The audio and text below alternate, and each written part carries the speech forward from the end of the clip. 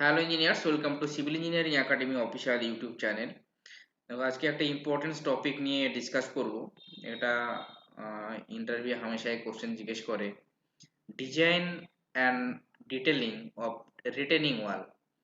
দেখো, আরডব্লিউ ওয়াল থেকে কোশ্চেন তোমার করে থাকে, তার সঙ্গে সিট পাইল থেকে কোশ্চেন, এগুলো কমন। এই ডিজাইন পারপাস এগুলো অনেক সময় জিজ্ঞেস করে থাকে যারা বিটেক করা ডিগ্রি করা আছে, ঠিক আছে? তো দেখো, learning outcome after this class student will be able to do the complete design and detailing of different type of retaining wall. দেখো, যেগুলো interview common question retaining wall থেকে থাকে জেনারেলি, যে রিটেনিং ওয়াল কি, তার প্রাইমারি ফাংশন কি, classification of different type of retaining wall, তোমার কি কি ফ্যাক্টর কনসিডার করা হয় ডিজাইন করার সময়, concept of lateral earth pressure সেটা কি, different cause of retaining wall failure, stability requirement of retaining wall, depth of foundation কিভাবে তুমি বের করবে, বিশেষ করে stability analysis, stability requirement of retaining wall, failure due to sliding, failure due to overturning, দেখো পুরোটা ডিসকাস করবো। ক্লাসটা একটু দেখো তোমরা। তো retaining wall are usually build to hold back soil. এটা দেখো গ্র্যাভিটি রিটেনিং ওয়াল দেখানো হয়েছে। জিএল থেকে তোমার অনেকটা স্লোপে সেটা থাকবে। ধরো এমব্যাঙ্কমেন্ট হাইট বা রোড থেকে একটা স্লোপ, হ্যাঁ, তুমি 1:2 বলো, হ্যাঁ, স্লোপে তুমি রাখতে পারো। সেটা তোমার এমব্যাঙ্কমেন্ট থেকে অনেকটা দূরেই সেটা ডাউন থাকবে, রাস্তা যে তোমার হাইট সেখান থেকে অনেকটা ডাউন থাকে। Retaining wall are usually built to hold back soil mass. However, retaining wall can also be constructed for landscaping purpose. ঠিক আছে?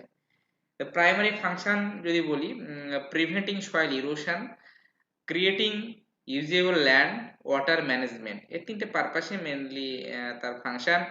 তো preventing soil erosion, retaining wall hold back soil that would otherwise eroded or slide away.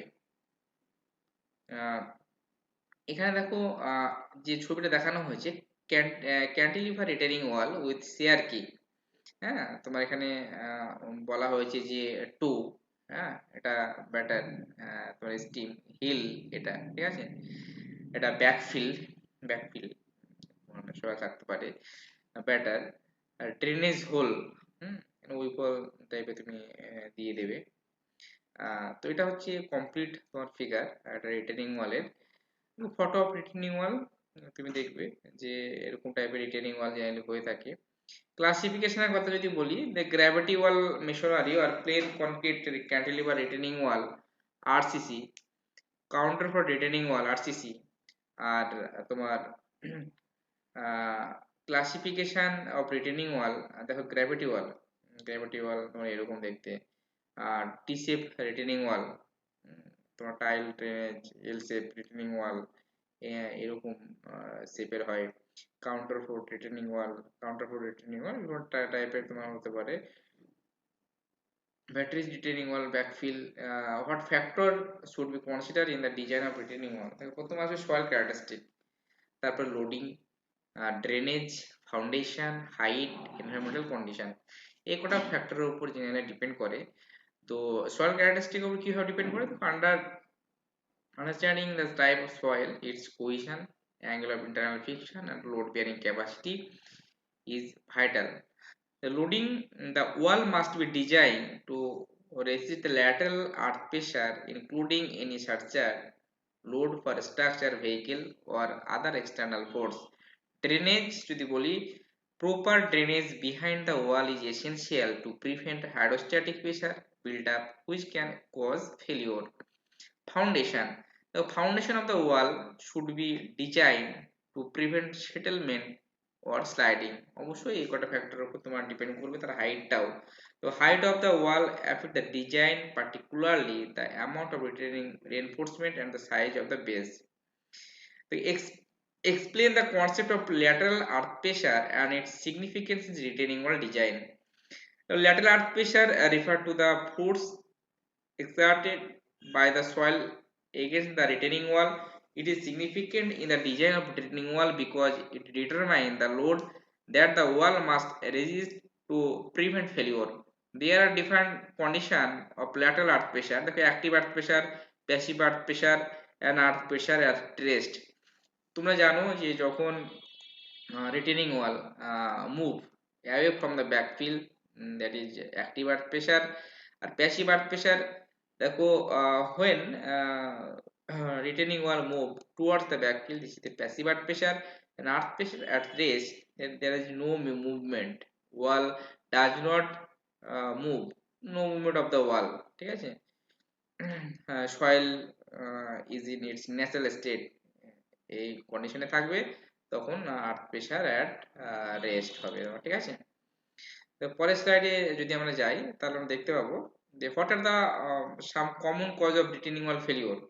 দেখো retaining wall failure পারপাসে poor drainage সিস্টেমটা হতে পারে, foundation issue হতে পারে, ইনঅ্যাডিকুয়েট ডিজাইন হতে পারে, ইমপ্রপার কনস্ট্রাকশন, ওভারলোডিং, এসব পারপাসে কিন্তু রিটেনিং ওয়াল তোমার ফেলিওর হয়ে থাকে, ঠিক আছে। এটা জানবে কি কি কারণ তার ফেলিওর। আর্থ প্রেসার, দেখো আর্থ প্রেসারের ক্ষেত্রে বলবো যে তোমার নর্মাল যে কোনো হাইট থেকে যদি তুমি প্রেসার ক্যালকুলেট করো, কোএফিসিয়েন্ট যদি কি হয়, অ্যাক্টিভ আর্থ প্রেসার যদি হয় K gamma into any height H, ঠিক আছে। তারপর যে কোনো হাইট থেকে তুমি ক্যালকুলেট করছো, টোটাল প্রেসার যখন তুমি ক্যালকুলেট করবে ইনটু হাফ ইনটু তোমার নর্মাল যে pressure PA into H, total হাইটটা যেটা থাকবে তোমার, ঠিক আছে সেটা। এবার দেখো এখানে তুমি বিশেষ করে যে earth pressure is the pressure exerted by the retaining material on the retaining wall. This pressure tend to deflect the wall outward. Type of earth pressure, active earth pressure or earth pressure, তোমার PA যদি বলি, passive earth pressure তোমার PFE. Active earth pressure tend to deflect the wall away from the backfill, যেটা একটু আগে বললাম। তো factor affecting the earth pressure, দেখো এখানে কি কি ফ্যাক্টরের উপর ডিপেন্ড করে, সয়েল কন্ডিশন যেটা বললাম, যে ডিফারেন্ট সয়েল কন্ডিশন আর dry level backfill, moist level backfill হতে পারে, submerge level backfill with uniform surcharge, আর ব্যাকফিল উইথ স্লোপিং তোমার সারফেস। তোমার দেখো analysis for dry backfill, maximum pressure at any height, P is equal to K gamma H, total pressure at any height from top, P is equal to half into K K gamma H into H, যেটা total half into তোমার এই যে normal ভ্যালুটা তুমি যেটা বের করছো into H, ঠিক আছে। তাহলে half half into k gamma into H square হয়ে গেল টোটাল প্রেসার তোমার, ঠিক আছে। Bending moment at any height তোমার m ইকুয়াল টু তোমার pa তোমার h ইনটু বাই 3, ঠিক আছে। আর যেখানে তোমার p এর ভ্যালু তুমি বসিয়ে দাও half k gamma into h square, তাহলে তুমি তুমি তা পাচ্ছ এখানে k gamma h cube by 6। Total pressure তোমার কত আছে তাহলে, p is equal to k gamma h square by 2। Total bending moment at bottom তুমি যদি বের করো তাহলে তোমার থাকছে অ্যাক্টিভ আর্থ প্রেসারের ক্ষেত্রে তোমার কে গামা এইচ কিউ বাই 6। এটা তোমার নর্মাল ডিজাইন পারপাসে তোমার যেটা লাগে, যেখানে কে হচ্ছে coefficients of active earth pressure, যেটা ইন্টারভিউ তোমার জিজ্ঞেস করে, এর ভ্যালু হচ্ছে 1 minus sine phi 1 plus sine phi, যেখানে ফাই এর ভ্যালু তোমার বলে দিয়ে দেবে 30 বা 60। এটা তুমি ইজিক্যাল টু 10 স্কয়ার ফাই তোমরা বলতে পারো, is equal to 1 by KP, coefficients of passive earth pressure. Phi হচ্ছে angle of internal friction or angle of repose, gamma হচ্ছে unit weight of or design of backfill, phi 30 degree K 1/3 যদি হবে তাহলে তার value KP হচ্ছে 3 হয়ে যাবে। হ্যাঁ, এই যে সম্পর্ক রিলেশনটা থেকে plus KP is 9 times of K, এটাই বোঝাচ্ছে। দেখো এখানে ব্যাকফিল উইথ স্লোপিং সারফেস, এখানে তোমার তোমার তুমি বের করতে পারবে PA K gamma H, K coefficients এর ভ্যালু তো বের করতে পারবে, ফাই দিয়ে angle of surcharge, total pressure at bottom, এই ফর্মুলাটা তুমি ইউজ করতে পারবে। তোমার parallel to inclined surface of backfill cos theta দিয়ে যে ফর্মুলাটা আছে cos theta minus root over cos square theta minus cos square phi by cos theta plus root over cos square theta minus cos square phi, where theta হচ্ছে angle of surcharge আর total pressure at bottom তোমার হচ্ছে P is equal to K gamma H square half into K gamma H square, ঠিক আছে, এটাই তোমার হচ্ছে stability requirement of retaining wall. Following condition must be satisfied for stability wall IS 456 2000. এবং এটা যেহেতু IS 456 2000 থেকে তুমি ডিজাইন করো স্টেবিলিটি রিকোয়ারমেন্ট অফ রিটেনিং ওয়াল, এটা কিন্তু ইন্টারভিউ কমন কোশ্চেন, ঠিক আছে, এটা কিন্তু অনেককে ইন্টারভিউ প্রিভিয়াস ইয়ার জিজ্ঞেস করেছে। রিটেনিং ওয়ালের ডিজাইন, সিট পাইলের ডিজাইন, এগুলো কিন্তু তুমি একই পারপাসে বলতে পারবে। It should not overturn, it should not slide, it should not subside, that is maximum pressure at the toe should not exceed the safe bearing capacity of the soil under the working condition.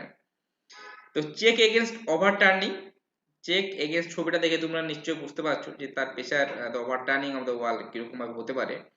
এই চেকটা তুমি কি করবে, কি করে করবে, দেখ factor of safety against overturning mr by m naught, mr টা হচ্ছে তোমার stabilising moment of restoring moment, আর m নট হচ্ছে overturning moment,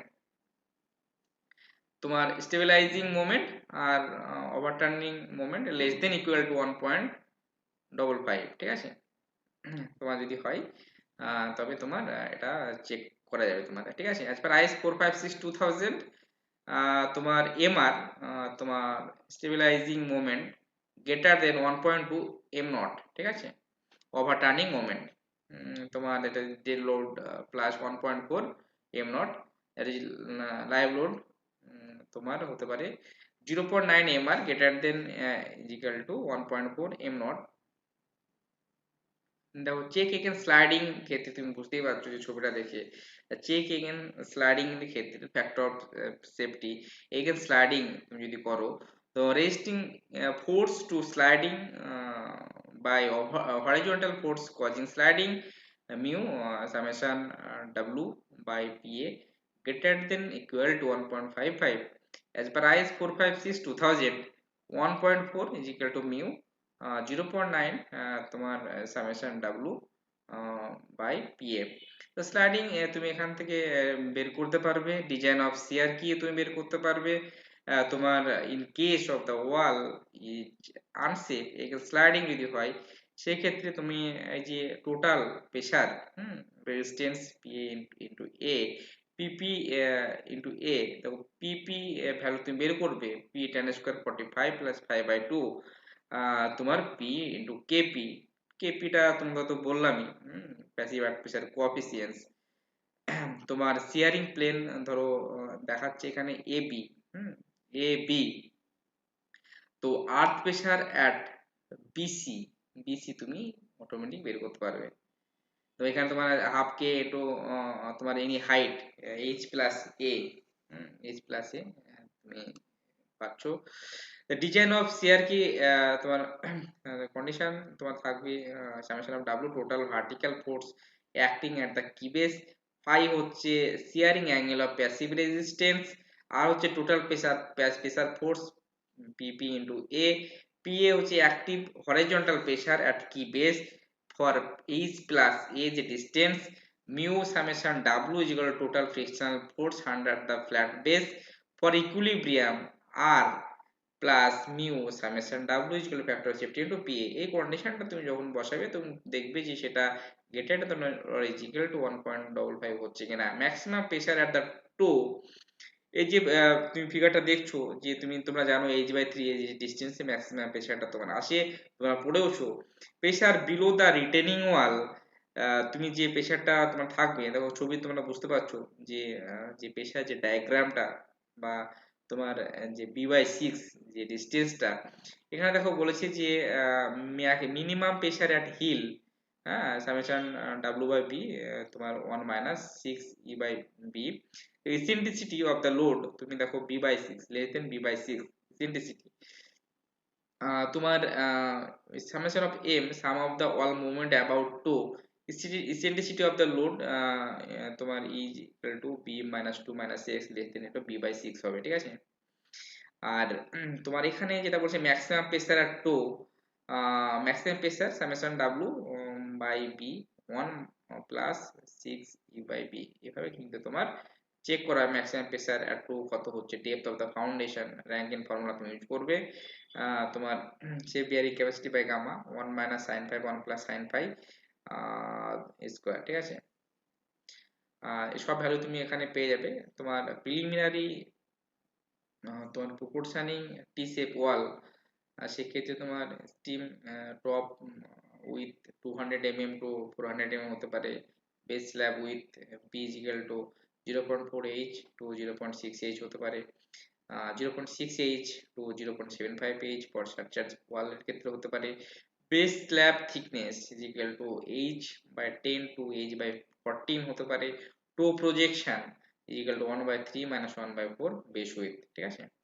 behaviour of structural action, behaviour of structural action and design of steam heel and toe, এই তিনটে কন্ডিশনে slab আর same as that of any cantilever slab যদি হয়, ঠিক আছে। Design of cantilever retaining wall, তো সেম কন্ডিশনে তুমি তুমি তুমি স্টিম ডিজাইন বের করবে, determine the depth of the D from MU, মোমেন্টটা তুমি বের করবে। Design of balance section for URS and fine hill, তো 0.87 FYAST D minus FYAST by FC K to B, এই ফর্মুলাটা তুমি লাগাবে। তোমার এখানে যে তোমার বার কন্ডিশন, এটা আমি দেখো ডিটেলসে বলছি। ডিজাইন অফ তোমার heel and toe, determine the reinforcement, also check the shear at the junction, provide enough development length, provide the distribution hill।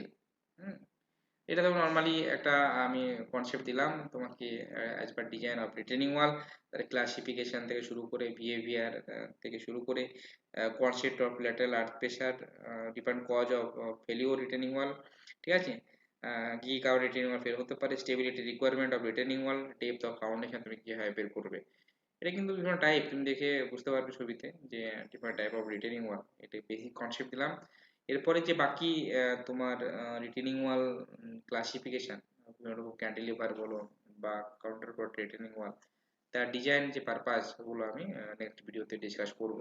ওকে, সবাই ভালো থেকো।